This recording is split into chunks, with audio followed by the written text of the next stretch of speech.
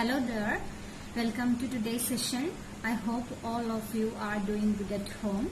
Well, today we are going to discuss about an author, and the author of the day is Walt Whitman.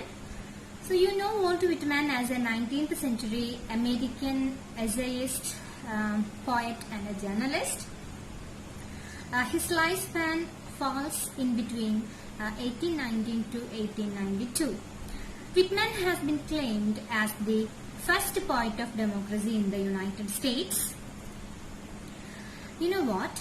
When Whitman started writing poetry, the popular poetry of his time, it discussed religious and spiritual elements or themes. But Whitman chose to write about human experiences and the natural world. He had incorporated current events as a subject matter of his poems.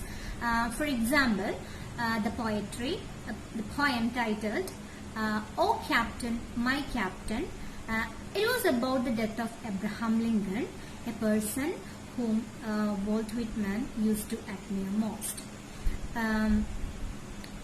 If you start observing his poetry, he breaks all rules of writing poems. And his poem is generally prose-like, and he is often called the father of free verse, although he didn't invent it. And you can also see a usage of some unusual images and symbols in his poem. For example, rotting leaves, tufts of straw, debris, etc. A British friend of him, Mary Smith Withal Costello, she commented about Walt Whitman like this: "You cannot really understand America without Walt Whitman, without leaves of grass. He has expressed that civilization up to date, as he would say, and no student of the philosophy of history can do without him." I just want to add one more information to the quote above. The Leaves of Grass is actually a collection of poetry.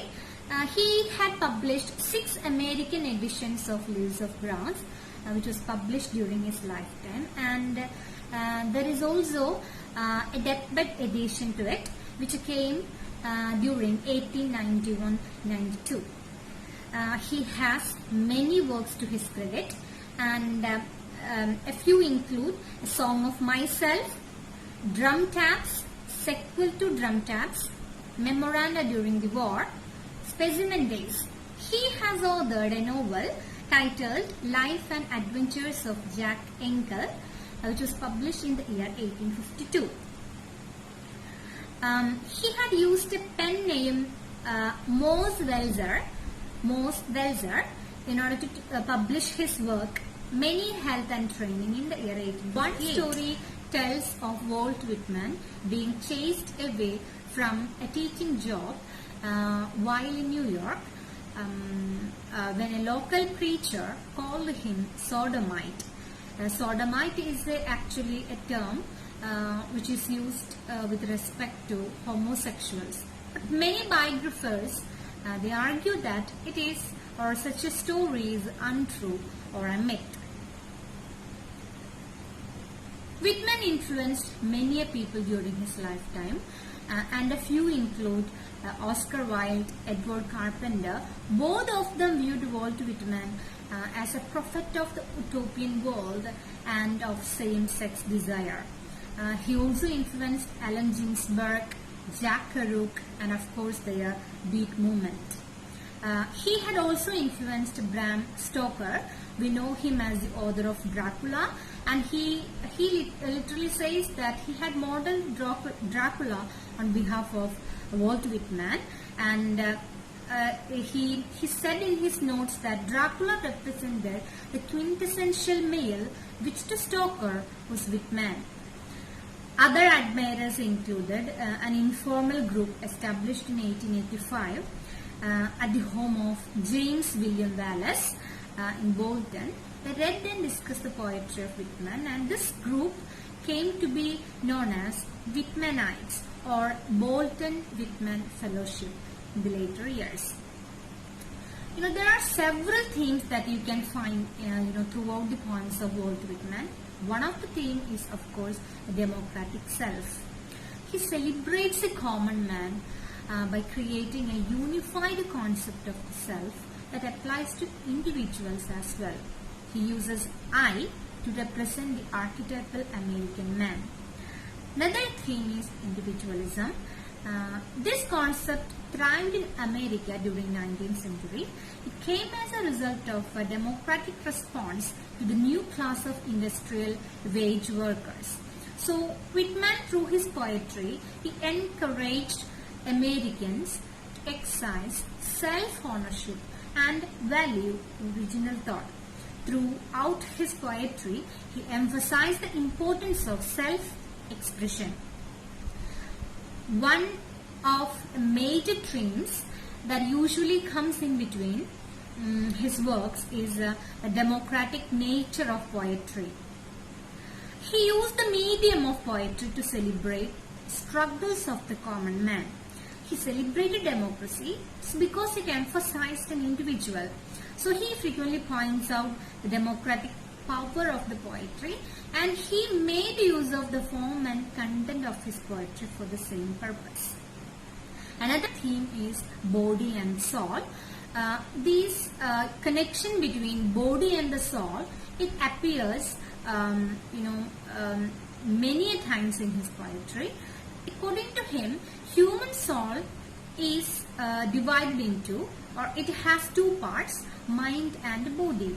And he believes body is a vessel through which soul experiences the world, and so therefore sacred. And he finds God in nature and in human body. Another theme is the natural world, the prominence of the natural world. That's one of the the most relevant themes that he usually handles with.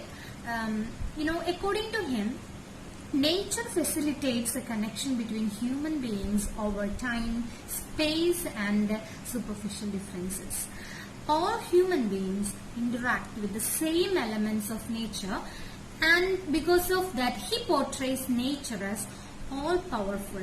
He believes only nature is the common link between the lives and births of all human beings. If you do not have nature, then your existence is absolutely impossible. Well, another theme is war. Whitman's career coincided with American Civil War.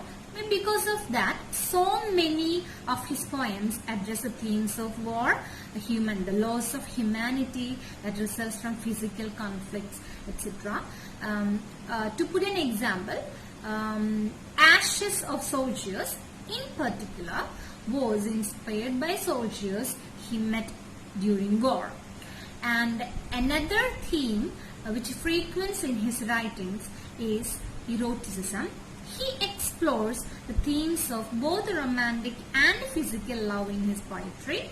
He believed that humans should never be ashamed of their physical desires, because human body is a sacred vessel of the soul. An example for this is I Sing the Body Electric. So, it's literally true what modernist poet Ezra Pound comments about Walt Whitman.